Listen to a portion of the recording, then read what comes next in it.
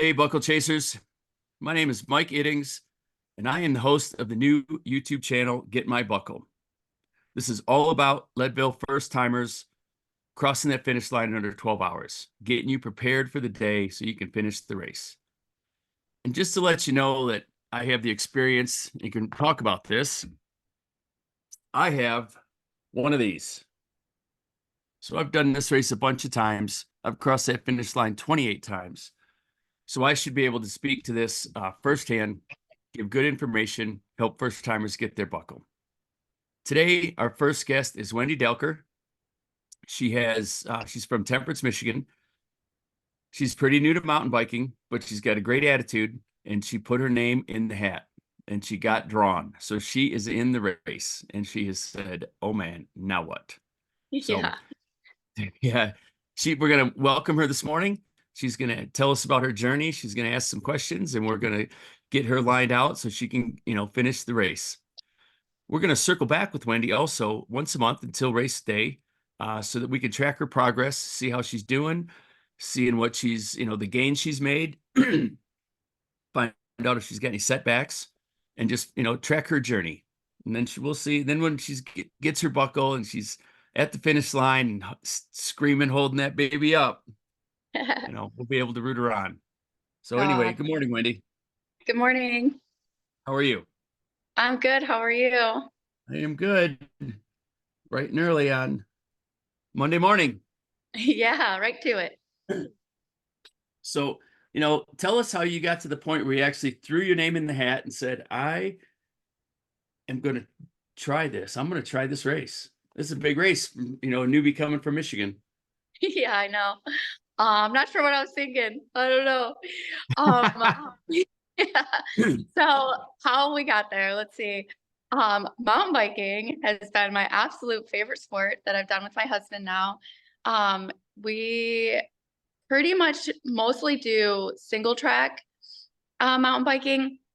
And recently decided to do our first race. It's the Iceman Cometh Challenge up north Michigan, which was a way different style of riding than I've been doing. And I just loved it. I loved everything about it. I loved the race itself. I loved the training for it. I loved the energy. I loved everybody I met. And from there, here we are. Leadville it is. We're like, why not just go for it? And Well, it's what's that? well, for reference, the Iceman Challenge in Michigan is Cascade of Traverse City, Yep. and it is about 30 miles, right? Yep. And there's a little bit of elevation, not much. Yeah, no, So, it's Michigan. Yeah.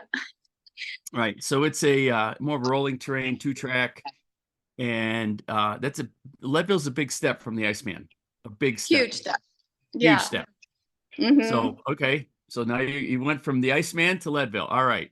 Yeah. 200% increase in mileage instantly. Instant. Yeah. All Yeah. Saying out loud, I'm not sure it makes a whole lot of sense, but it feels right. Yeah. Well, good. All right. Yeah. So and then, what was your reaction when you actually, you open up your email and you're like, oh my gosh, I'm I in. know. Just straight up excitement. Like, heck yeah, we're doing this. Um, Nice. Well, also, I should say my husband entered the lottery as well, and he's also in. So it was immediately, I was at work, I was not with him, immediately trying to call and text him, say, check your email. I want to see if he was in too. And just excitement. But very quickly after the excitement set in, so did oh no, I didn't really, am Yeah. I So really did going the to do fear this? of, oh man. Yeah, yeah, Great. yeah. All right. So so you're scared to death? Good way to put it? Yeah, nervous. I'm not scared because I feel like I'm set up for, yeah, I don't know, scared. I'm not scared. I'm nervous. So many things like, can I really do this? What if I can't? What happens if I don't make it? I mean, that's a long way to go. What if something happens along the way? Like all of those things are more I guess the scared, nervous side of things. Sure. A lot of And unknown.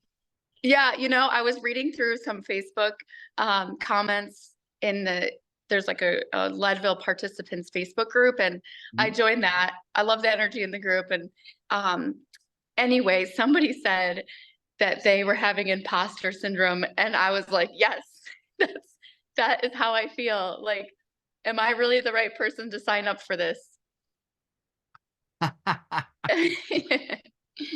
Oh But man. yes. All right. So you were telling me that you have met some people along the way already? Oh my gosh, yes, you have introduced me to some really wonderful people. And it meeting these people and talking about everything Leadville and bicycle and training before we were even in was, I mean, everybody is just so kind and so wonderful. And yeah, I love it. I love everything about it. Well, I mean, that's the family piece that Ken and Marilee talk about. It's, the family is, I mean, it is sincere family. Yeah, Everybody will I help know. you in any way they can to do whatever they can to make sure that you have a great day and you finish the race. So Yeah, we're so far awesome. away from the race, and I already feel like I've won. I've won so much already, just all these friendships and That's and awesome. knowledge Well, and personal growth. Yeah. family, that's awesome. That's awesome. Yeah. All right. So Wendy has now she is a coach. She's engaged Matt Freeman with CTS, Carmichael Training Systems, and she actually did her first field test week ago, Yep. right? Ish. Hmm. And Wendy's got some new racer numbers. Yeah, my Uh, first ever. I think this is the only subject you can talk about a woman's weight and everything's cool about it. Yeah. So Wendy's 137. She found out that her FTP was 130, and we do the math, and the watts per kilogram is 2.09. Yeah. So I think today, if Wendy did Leadville today, I think she could probably finish, but it's not going to be in the time frame. She needs to improve those numbers. So she's got a coach. She's training 5 days a week. Now we'll see how, it'll probably might get a little bit more volume in the summer when she's outside more. Um, but we are going to circle back with Wendy on a monthly basis, and we're gonna watch her progression. She's gonna let us know how she's doing with her training, what the program is, what some of the workouts are, and we're gonna watch those numbers grow to the point where she's gonna be prepared. Matt's gonna prepare her for race day, and you are gonna get your buckle, right? Right. Right. All right. Yeah. So you want to touch base a little bit on what your training plan is right now? Yeah. So right now, it's about 5 days, well, it's 5 days a week with Matt Freeman on the bicycle. And then I'm doing 2 days a week with Jake at A1 Performance. That's a local gym around here. Doing a hybrid of strength and conditioning, and then throwing in 1 day a week of either hot Pilates or hot yoga, just to stretch things out a little bit. Okay.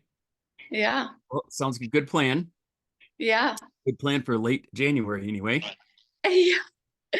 All Yeah, it's hard right. to get outside here, so all the training is indoors, just because right now everything is either snow or slush or mud. Slow slush. Yeah, yuck. And Yeah. I'm gonna circle back a little bit to Wendy's numbers. I saw her file when she did her field test.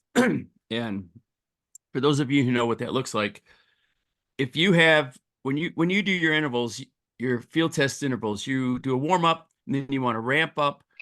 If the graph would look like this, it'd go up to your power as much as you can do, hold it for the 8 minutes, drop down and rest. Then the same thing, ramp up, flat. Well, Wendy's had a huge horn at the front where she really got into it and then backed down quite a bit, and then it started to taper off. So That's I where I'm think, stuck. yeah, I think the numbers are a little off, just because of lack of experience in doing the field test. So I'm pretty sure that the next time she does a field test, her graph is going to look a lot more like a three-sided rectangle, Yeah. and it's going to be a little bit more accurate for what her power numbers really are. So she'll probably have a big jump in power the next field test, and then maybe smaller jumps as she takes additional field tests. So, but I think her numbers are low, but I think they're not representative of her, of her fitness at the moment. But okay. So what kind of questions do you have for me regarding, whatever, regarding anything to do with the race and anything to do, with Leadville and Yeah. So I have a feeling I'll be flooding you with a million questions between now and then. that's okay. But yeah, I'll just throw some at you. I wrote a few down here. Pretty much big things that immediately came to mind were like how the day unfolds, it's like that unknown of, I read a little bit about cutoff times. What happens if you get cut off? What happens if you are on the trail, not cut off, but on the trail, and something happens and you can't finish? And how to prepare, like what should I have packed for clothes, food, bicycle, repair parts, all that kind of stuff. All of that is flooding through my mind.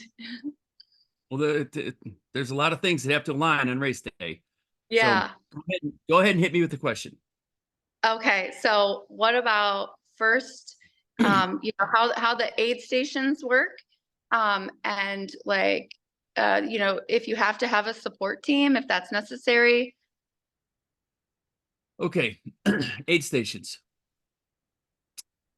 Aid stations are placed. Carter Summit is just over 10 miles from the start line. And it will have, all the aid stations are supplied with anything you could possibly want. And the volunteers are awesome. So when you get to the aid station, if let's say you don't have a crew, if you get to the aid station, the volunteers there, you yell out your number, they will get your pack to you, whatever you have in the bag, they're going to get it to you. And I guess that would be it. That's not a Carter Summit. Carter Summit just has food, drink, that sort of thing. So if you need a bottle filled, they're going to fill it up. If you Okay. hit the other aid stations and they've got your drop bag, now your drop bags, they will grab your drop bag and you can dig through your drop bag, take out whatever you need, stuff in whatever you need. They're going to take it back. They're going to get it to the next place.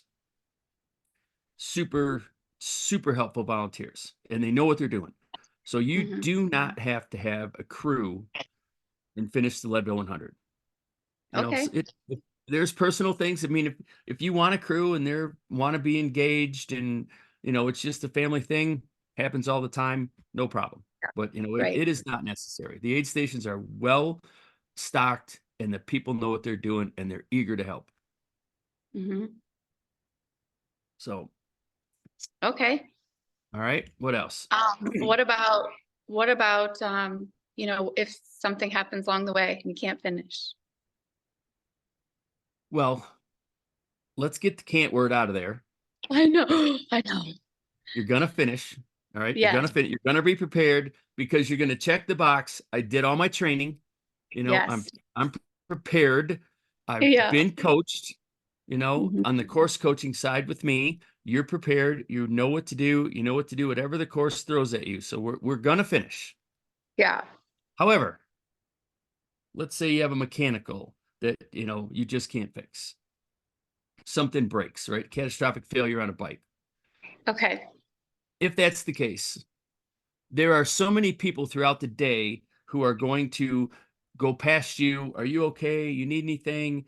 And if no one can provide you with the part that's going to get you back on, back racing, you can either, push to the next point, which might be a road or, an aid station, whatever that is, or you turn around and go back. But there's going to be sweep people on the course. There will be, if you tell a racer, hey, I exploded a wheel and I have somebody come get me. When they get to the next point, when they, get to the next course official or something, they'll let you know where you're at in the course, and somebody will come get you. Okay. You're not spending the night in the woods. That's for sure. Okay, good. They're Yeah. going to take care of you. They're Yeah. going to get you So I home. don't need to pack fire starters and all that. Okay, good. No fire starters, no. Yeah. But we're going to finish. All Yes. right. We're Yes. gotta have that, get your head right. We're gonna finish. Mm-hmm. Yeah, Okay. absolutely. Um, all right. So I had on my list, am I doing enough to train? Enough to get Well, prepared. if you have a coach who's done Leadville and is familiar with it, you are going to be prepared. Mm-hmm. If you don't skip workouts, and if you listen to your coach, he is going to prepare you. And I know Matt. I've worked with Matt for a couple years. He's a great coach. He had me very well prepared. So I don't have any doubt that he will have you prepared. Oh yeah. Yeah, Let's absolutely. just not overcook the sauce, the Pilates and the other strength training. Let's make sure we have plenty of rest days and adaptation so that, you can grow. Yep, absolutely. Yeah, I keep it to a good minimum. I feel like we've got a good balance so far. I'm not Good. sure about I'm not sure how, I guess that's another part of the whole thing that's exciting, but also like kind of nerve-wracking is what is to come with even training, and I'm sure that as the cycling portion ramps up, I'm going to have to back down on anything else. But for now, Matt recommended that if I've already been doing it, stick with it. And we'll see how that changes as we go along, right? Right. Yeah. Well, Um, listen to your body. yeah, right. Listen to your body. It'll tell you if man, I need a couple days. Yeah. Yeah. He's Listen to really your body. pushed for 2 rest days right now. And then on those rest days, we do ab work. So No, core's kind great. yeah. Core helps for the race. That's for sure. Yeah. Yeah. It's a lot to kind of stay in that engaged position. Let's see. What about, I've talked to you a little bit in the past about nutrition and day of, and I'm not really a big fan of all the gels, but I really only had my first time ever trying those out when we did the Iceman race. Um, and I preferred to have more real food. Um, but how do you carry that much stuff that day? Do you drop things off with your at aid stations for yourself? Do you depend on those? Like, what does the day look like for that? Well, regarding real food's Mm-hmm. awesome. I prefer real food as well. You can go Scratch has recipes with rice, chocolate chips, soy sauce, syrup, blueberries. They've got all kinds of different rice cake recipes that you can make in real food and package and have them, and have those instead of prepackaged Cliff Bar or something like that. Yeah. And you can make them. Your own portions. So that, if you like big bites, fine. If you like small bites, you can, because you're making them yourself, you can package them in the way that's best for you. Mm-hmm.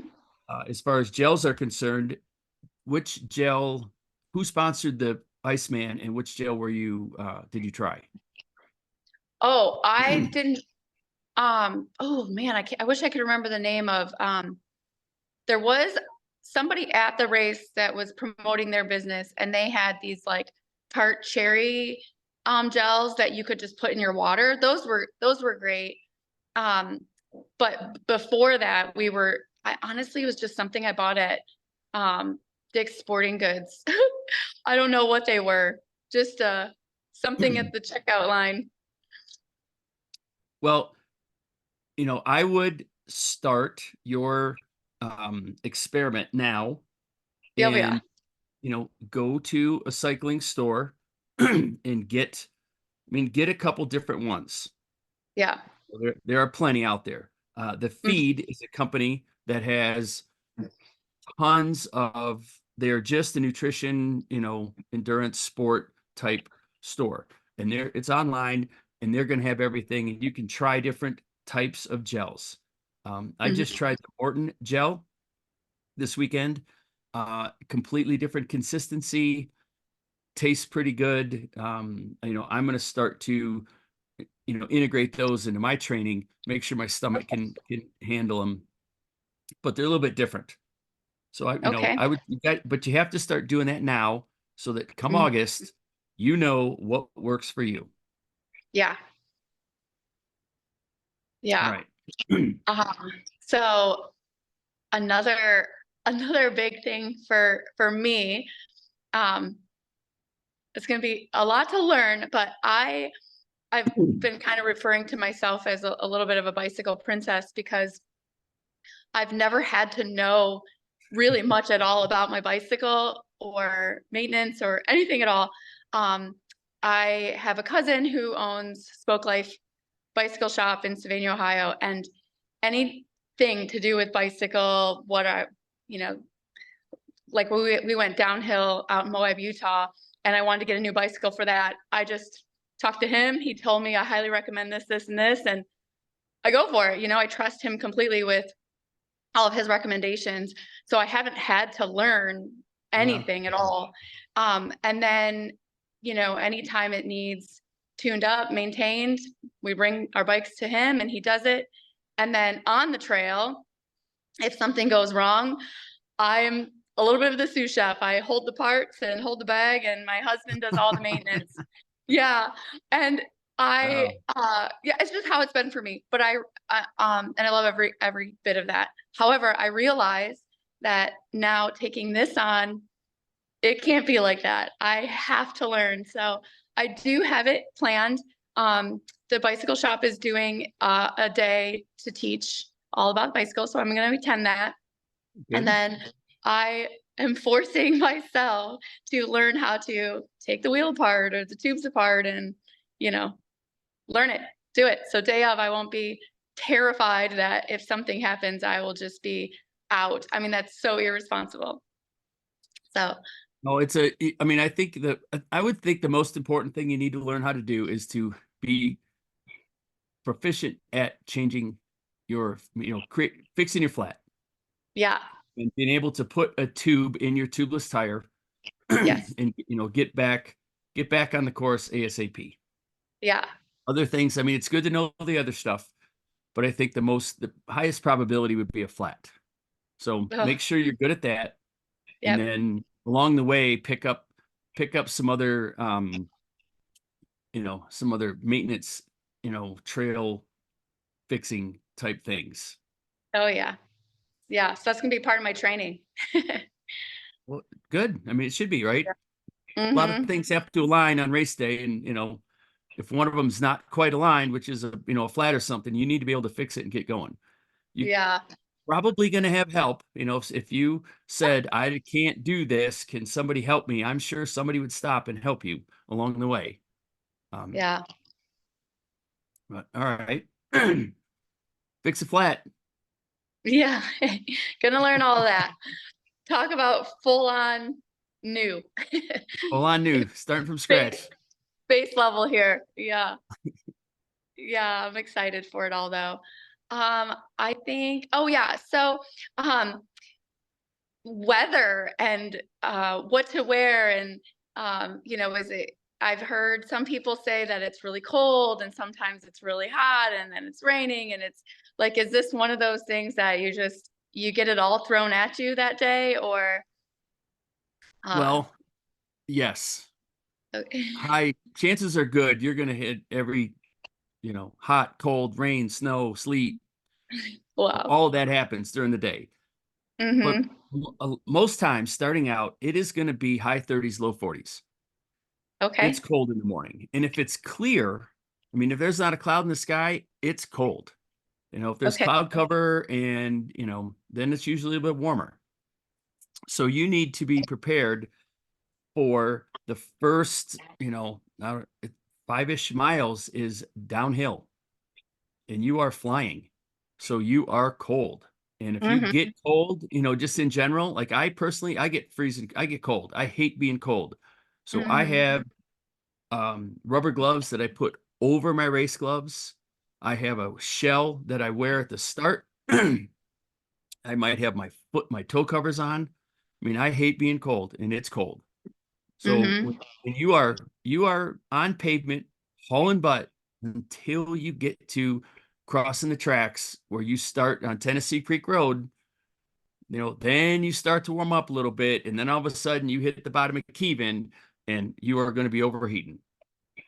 So I personally will go to, Echo or Goodwill, and I'll get some clothes that I can wear at the start, and then when I get to the bottom of Kevin, take them off. And take them off. I mean, while you're riding, you are going to, you know, pull your gloves off, put them on the side of the course, take your jacket off, put it on the side of the course, get ready for the climb. Because then from Yeah. that point forward, the whole day is going to change. You're not going to be freezing cold. You are going to be, overheating. But Mm-hmm. I clean the course up the next day. So it's not littering. Oh, I will be there the next day. I will pick up all the clothing, all the bottles, all the whatever, on the section, of course, that I clean up. wow. So that's one way to manage.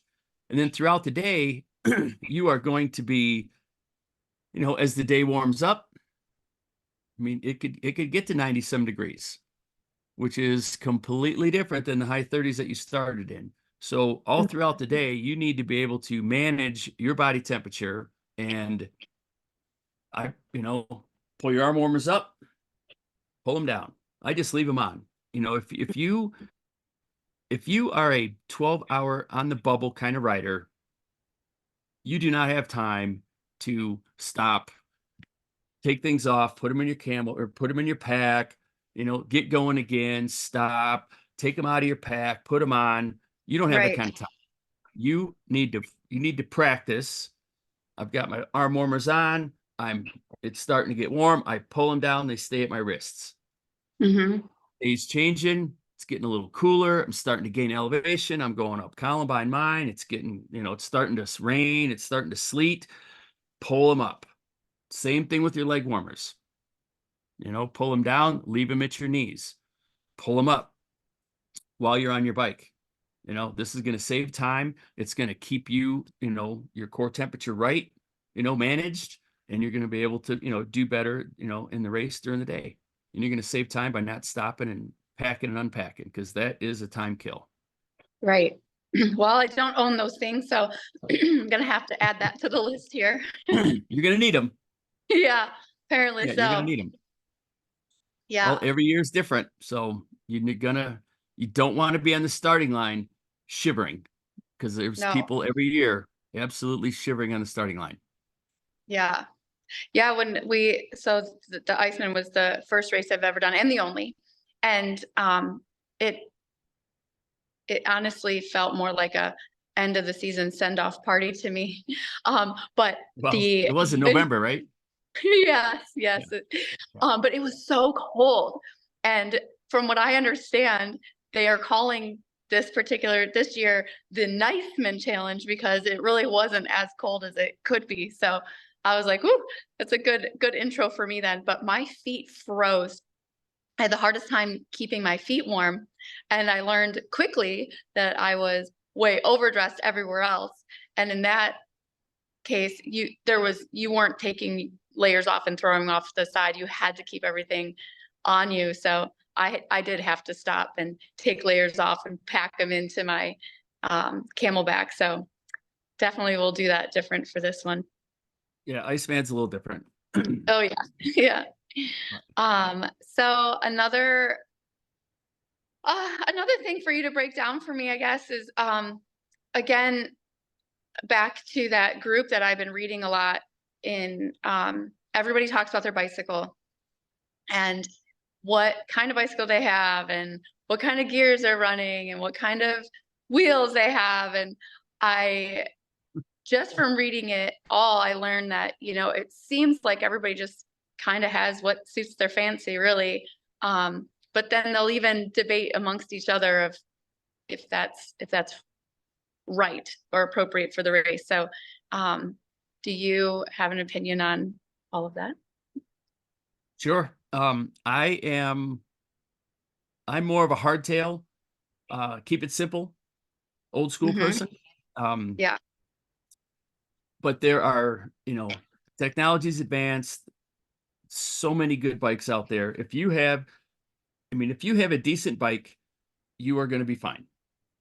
Mhm. We just want to make sure that the wear parts are new right before the race. A couple weeks before the race, you want to make sure the pads are good, that the chain, the sprocket, we don't want super worn out things with 4,000 miles on them.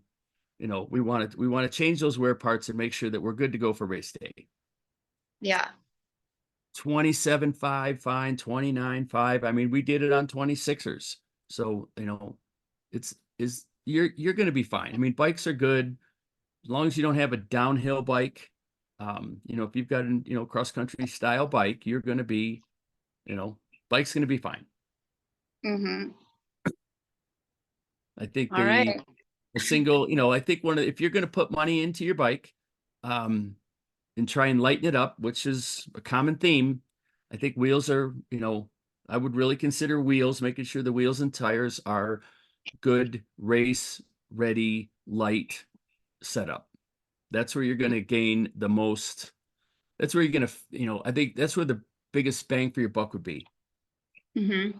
Notice that change. If you go from aluminum bars to carbon bars, probably not going to notice much. But if you go from a heavy enduro wheel set to a light race type wheel set, I think you're going to notice that a lot, instantly. You're going to get on the bike and be like, man, something's different, which is going to Yeah. improve power to weight ratio, is going to improve, climbing.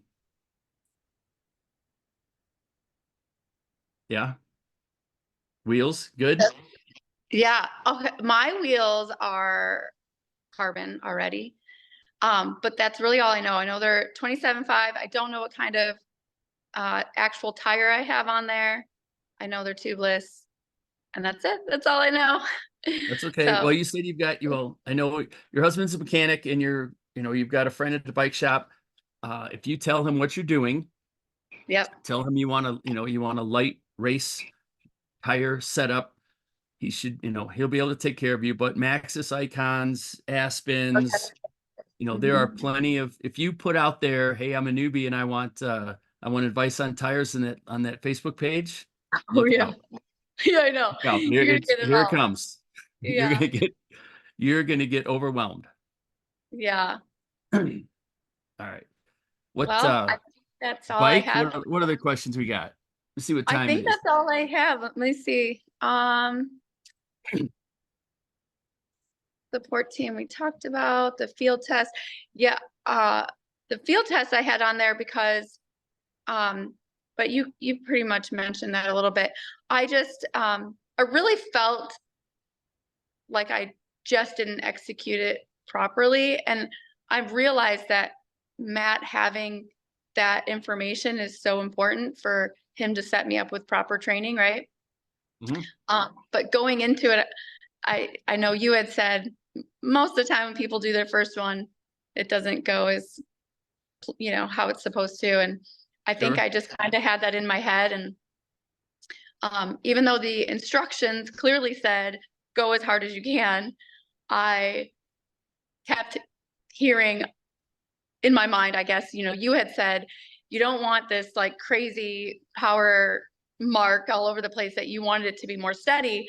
And so I took off like going and then immediately was like, can I hold this for 8 minutes? I don't think I can. I should back it down. And so Right. I backed it down to, a power that I knew I could hold. Um, and when it was all over, I was so proud of myself, like, yay, my numbers looked nice and smooth. And then when we were talking to Matt on the phone, oh, and you said the same thing, explaining how the test went. I said, I really liked the field test. It went by so fast and it was so much easier than the other trainings that we've done. Listen, we're going to rewatch this one day and be like, Wendy, how new were you? Right. Right. I recognize I sound like such a ding dong here, but I just didn't know. I really didn't know. But anyway, when I said all that, you and him both were like, yeah, no, you should have been like praying for those last few minutes to be over with. Yeah. And I did not do that. So my question is, how bad is that? Like, how bad is it that you know, from there, you know, now setting training around that, am I just hurting myself? You know, no, you have set the bar, right? We have a reference point. Yeah. So, you know, your coach, he has seen your file. He's seen how you took off, you know, and then how you're fading down. I mean, he's got a really good understanding of what kind of athlete you are. Mm-hmm. So he is going to set your zones accordingly. And he might, you know, he might add a little bit to it, knowing that, you know, seeing the tests and knowing that you went out way too hard and you finished, you know, easier. You had more in the tank to give. He's Mm-hmm. going to factor all that in. You know, he can see that. Mm-hmm. So I think you know, I don't think you're doing yourself a disservice in any way. Mm-hmm. And, you know, you're gonna progress. And, you know, in a couple, I don't know what the time frame is, but in a couple weeks, a couple months, you're going to do another field test, and you're going to Mm-hmm. know, you're going to have a lot more experience on holding power because you're going to be doing that through some of your workouts, Yeah. you know. And when you go into it, because we have numbers now, an FTP of 130, you know, you've got your wattage number that you're going to be able to, in the back of your mind, when you start the test, maybe I shoot for, you know, 135. Instead of going up to 250 and then dropping down, you might only go to 145, you know, and then have it level out. Right. So I think you'll have a much, I'm pretty sure you'll have a much more accurate test next time you do it. And in the meantime, you're just building foundation, you know, all good. You know, the trajectory is correct. Got a long way to go, plenty of months to train. So I would not worry about it at all.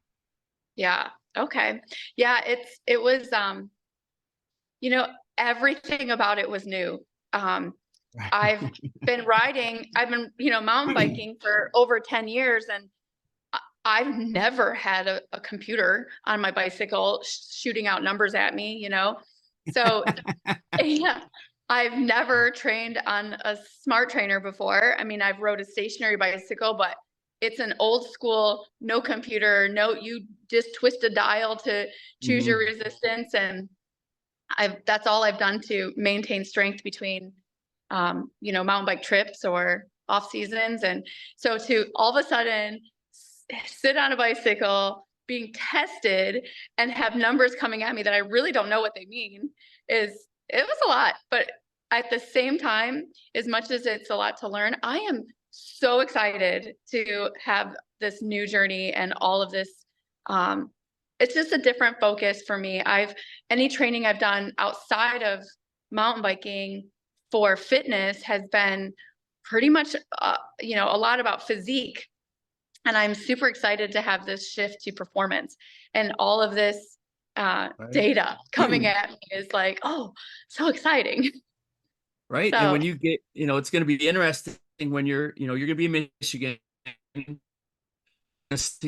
you're going to start to understand power and watts and heart rate and the relationship that they have with one another. And then, you know, when you come out to Colorado and you get to 10,000 feet oh, and right. Yes. you're going to see a shift in, wait a minute. My heart rate is the same as it was in Michigan, but my power is different. Yeah.